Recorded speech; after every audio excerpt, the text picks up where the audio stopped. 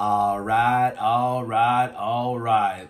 The NBA season has officially gotten underway. The 2022-2023 season is here. The Los Angeles Lakers took on the Golden State Warriors last night in Golden State, unfortunately losing that contest 123-109.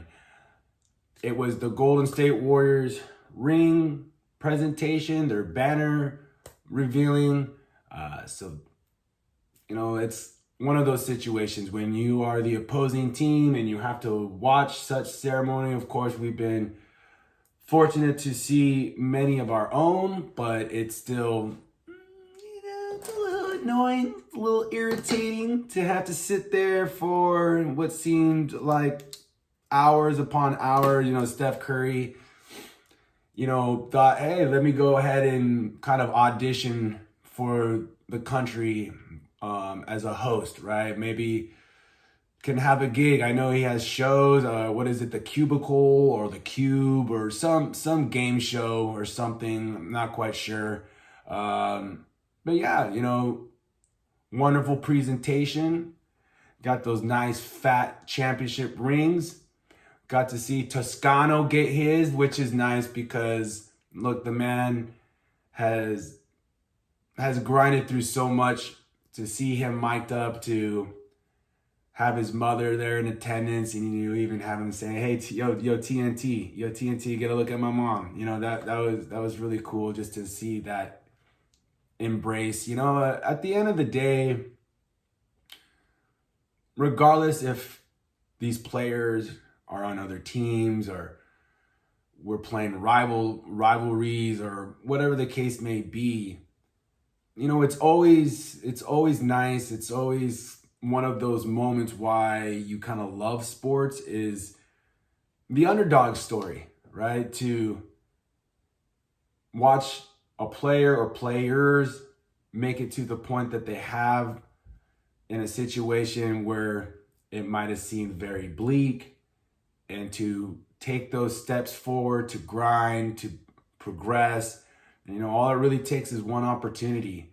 And, to see Toscano get his championship ring was nice, to kind of, especially you're now on the other team, and you're watching what transpired with your teammates, former teammates. So, we got to see Toscano get some love from his former team and so forth. So, but anywho, let's go ahead and jump into this game, shall we? Let's do it. Alrighty then. Let's go ahead and jump into this matchup where the Lakers found themselves losing 123-109. Overall, I would say it was really that 4-minute stretch in the third quarter where it just completely fell off the rails for the Lakers. Raindrops! Going into halftime, they were only down 59-52, so only down by 7. Even to start that third quarter, up until that 7-minute mark, the lead was right around 6 or 8 points for the Warriors. And then, like I said, it just completely fell off the rails. T, come out. I'm burning. My lungs are burning. The Lakers just couldn't make a shot. Of course, a lot of their shots were 3-point shots, were perimeter shots, ill-advised shots, as I would say. And so it just really created a large deficit that, the Lakers fought in that fourth quarter. We're scrapping and we're playing with a lot more urgency, a lot more energy. But unfortunately, when you build yourself a 20-point deficit against a team like the Golden State Warriors, it's just very challenging to get back in the game. The margin of error is microscopically narrow. So, I do like that the Lakers kind of attacked that fourth quarter, tried to close out that game with better pace, with better effort. First quarter, as Russ alluded to, the pace was just too slow. And we saw in that fourth quarter when they started to crank up their intensity, and the defense started to make plays. They were pushing the ball, fast break, transition, and getting easy baskets, getting a lot more efficient baskets heading towards the basket. And thus you saw the challenges that Golden State had, because the Lakers defense didn't play too bad. Like, I felt overall, even to start the game, first quarter, the rim protection, the help side defense was there, limiting the Golden State Warriors to one possession. You saw Anthony Davis' presence around the rim and just the impact that he makes and the challenges it poses on offense to get easier baskets down low, inside. So we were seeing the Lakers defense showing that level of resistance, but unfortunately the offense was functioning too slowly. As Russ alluded, could have pushed that pace a little bit faster, got into your offensive sets a little earlier, and simply the Lakers have this propensity, and I understand that it's only one game, but when you have Anthony Davis, when you have LeBron James, but most importantly, when you are playing the Golden State Warriors, who you understand from a shooting standpoint, you're not going to outshoot them. Collectively, you're not going to outscore their team in that capacity. You're not going to beat them at their game. And Memphis, has kind of shown the blueprint. When you play a team like Golden State, you have to make them defend. You have to make Steph Curry defend. You have to make Jordan Poole defend. To an extent, you have to make Klay Thompson, I understand, is a coveted defensive player, has been on the defensive teams and such, but at this, kind of state of his career, kind of coming off that injury, you have to make these guys defend. You have to make them play both sides of the floor. And I feel when the Lakers started getting into this shooting matchup where, and in the postgame remarks from Anthony Davis or Russ or the coach, this kind of reiterating that, we had good looks, we had good shots, a lot of good looks that just, will go down next time, right? Like, you're not going to shoot this poorly. Let's go ahead and, 10 for 40, 25% from the three. But really, Golden State was 16 for 45. So it wasn't necessarily that Golden State was, there was this large margin that they were blowing them away by, but it was just that the Lakers compound the issue, shooting poorly, and then allowing Golden State to get more efficient, easier baskets, which then just created that large deficit. And the issue when it comes to the Lakers and their ability to be effective and consistent on the offensive end is a few things, okay? Number one, they have this propensity to go away from the things that are working. So, and again, in this matchup against Golden State, you're playing your small ball lineup. You have Anthony Davis out there as the center. You understand, again, your greatest mismatch is with your length and size of Anthony Davis and LeBron James. But and you saw in that first play, they run a good set. They get Anthony Davis a efficient look down low, basically kind of just takes his man, rises, gets an easy basket. Then the Lakers would proceed 3 or 4 possessions in a row where they're going away from it, where he doesn't even touch the ball. Where it's just perimeter oriented. You're seeing passing with really no purpose. You're kind of seeing guys as ball watching, right? Like, I understand the spacing component creates lanes. But what good is having that spacing if you're not going to utilize those lanes through back cuts, through essentially off-ball action? Too many times I watch, whether it's Anthony Davis or whether it's LeBron James, when they're operating with the ball and, especially down low or kind of free throw line extended, guys just watch. They're just standing around and they're just kind of waiting to get the ball. And I'm constantly like, why aren't you making cuts? Why isn't there any action to make the defense have to react? To create pockets where if a guy cuts through, that defender is going to have to follow, and then you're clearing up some space to maybe have another entry guy to come in and receive the pass.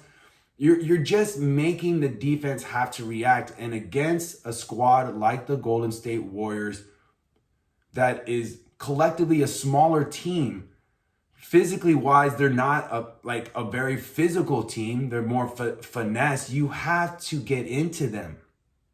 You have to make it a physicality type of matchup. And by doing that, you go inside, you emphasize pushing the pace, pushing the tempo. Not quite my tempo. When we get those stops, we're going to push the pace, push it, get into early offense. But, in that first quarter and really kind of throughout until that fourth quarter is where we really saw the Lakers actually push the tempo. Push it good. Push it real good. Much like we saw in flashes during that preseason, right? When LeBron, AD, and company were playing, they were pushing the pace, getting rebounds, utilizing their youth, their athleticism, and getting guys up the floor and getting in those lanes, putting the pressure on the defense. Because again, we don't have the collective shooting efficiency that these other teams have. And 43 pointers is simply too many threes. I understand this is the NBA, the value shot is the 3-point shot. But if you are a team that is collectively not at that mark, but you have mismatches where you can exploit them down low or kind of take advantage of their size, that's what you do. And it just seems, and it's a challenge. It's a challenge not to get sucked into playing the style that Golden State plays.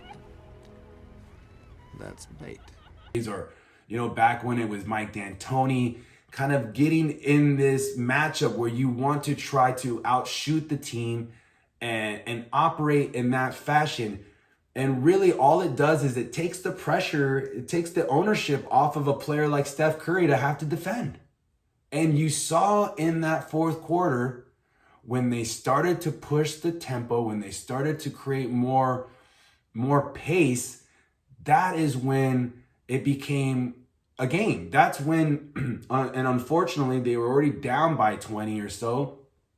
The margin of error is thin. You're making it a game, but then the Golden State start taking some threes and they start to fall. And, then what was like 11-point lead, 10-point lead, kind of shoots back up to 17 or whatever.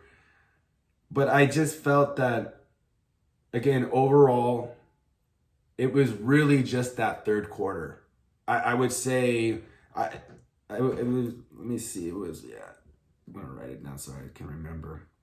It was at the 7:25 mark when the Lakers were still in the game. It was only like a 7 to 8 point lead. And then they went on a stretch where the Golden State Warriors went like on a 26-4 run. And at that point, the Lakers had only scored 12 points. So you're telling me there's a chance? Yeah! like I was making my notes first, second, third, and third quarter. I just have 6 for 21. that was basically there wasn't really anything to like you can nitpick. Oh, this was the reason. No, 6 for 21 in that third quarter. You basically scored 14 points. We seen when the Lakers have these scoring droughts, that's when teams just push away. And a lot of the time these scoring droughts occur because they are continuously taking these ill-advised 3-point shots, these ill-advised perimeter shots. In general, it's not even the fact that you can take 3-point shots. I understand teams have to take threes. It's a matter of, keeping that kind of closing the gap and making your threes. I understand it's the value shot, but there has to be a balance, and there also has to be an understanding of what your roster is capable of doing and what your roster is not capable of doing. And quite frankly, again, what the matchup calls for. You are playing a team that is collectively groomed to shoot the lights out. For crying out loud, your superstar is the most generational shooting guard to ever play the game. You're not going to beat them out shooting them from threes. But unfortunately, the Lakers continued to kind of go to that well, and we saw the lead grow and grow and grow. And when the Lakers finally began to kind of play their style, the game got closer. The thing that was really kind of that stood out to me the most, and you can probably attribute a lot of this production in that fourth quarter, but the Los Angeles Lakers had 60 points in the paint to Golden State's 38. So it was clear when the Lakers were utilizing their defense and were creating the pace and just attacking the rim, they essentially got whatever they want. I mean, there was times where LeBron, and I understand like being in the state that LeBron is in his career, you cannot expect him on every single possession to attack the rim. I understand that. Like, you have to be able to kind of weigh in and pick your spots, kind of. And that has been LeBron's approach, right? Like, he likes to get his teammates acclimated, likes to kind of get a feel for how the game is being played. If he can get others involved that can kind of keep the lead close or keep them within striking distance, then you get to that second half, third quarter, fourth, where LeBron really begins to push the tempo in terms of his offensive aggressiveness and kind of understands like, okay, now is time I need to get going. But I would just like to see, and this is kind of like the two-pronged effect, like utilizing your mismatch, but repeating the repetition, the understanding, okay, he just got this easy basket down low. Let's run some action to get him back into a similar spot. Rather, again, you get a nice basket, you get a nice, efficient, easy hoop from Anthony Davis or LeBron, and then let's go away from that and just kind of make these one pass, take the shot plays where you're just playing to their advantage. And unfortunately, the Lakers got caught up in trying to play that game with the Warriors, and they got burned. But this is only one game of 81 that's left. I would say overall, the Lakers played fine. As I stated, that third quarter was really like the blunder that got them out of this contest. Russell Westbrook, I felt he played fine, right? 7 for 12 from the field. I believe he had 17 points, 11 rebounds. Very effective. At first, you're kind of seeing the standing around. You're not really seeing the level of engagement until they started to push the tempo. Then that's when Russ plays comfortably. It plays at his most comfort is when the pace is moving, when guys are pushing the tempo, when you're creating defense and you're just taking your man off the dribble. Something that I would have liked to see in this matchup is when those things weren't occurring, I would like to have seen Russ in more post play. You have Steph Curry guarding you. And we saw in an earlier possession in that game, they gave it to Russ down low on the block, and he just easily got to the rim on Steph. Steph Curry is not a defender. Look, I want to first make this comment. Steph Curry is arguably one of the greatest shooters to ever play the game, arguably one of the greatest leaders, one of the greatest champions. But he is not this narrative that he's the best player now. My whole perspective on a player that's the most dominant in the league is when you can play both sides of the floor at an elite level. And Steph Curry, I'm not going to say he can't play zero defense, but the guy gets incredibly bailed out simply by having others that can kind of take the burden off him. But you get teams that fall into this cycle of chucking up 40 plus threes. And it's just like you're playing a team that wants to play this style, very much like with Mike D'Antoni and those Phoenix Suns teams. They wanted you to take 50 threes because they're going to take 60 threes. And I'm not saying that the Golden State Warriors are in that kind of capacity where they're all threes and nothing else. Like, there's a balance with Golden State. I really enjoy the way they play, the ball movement, the high basketball IQ, something that I would really like to see from the Los Angeles Lakers is the ability to be versatile. When you have somebody in the post and the floor spaced out, you have players that can read the situation and make a back cut, set a back screen for somebody, understand that they can create pockets for their players to find them. That's why Golden State plays so effectively, because they utilize the entire floor. And, that's something that I would like the Lakers to get to some point. But, nevertheless, let's kind of just begin to wrap this thing up. Like I said, overall, I felt the Lakers, if I was to rate it between 1 through 10, I would say it was like a 5 or a 6. Only because that stretch in the third quarter was so bad.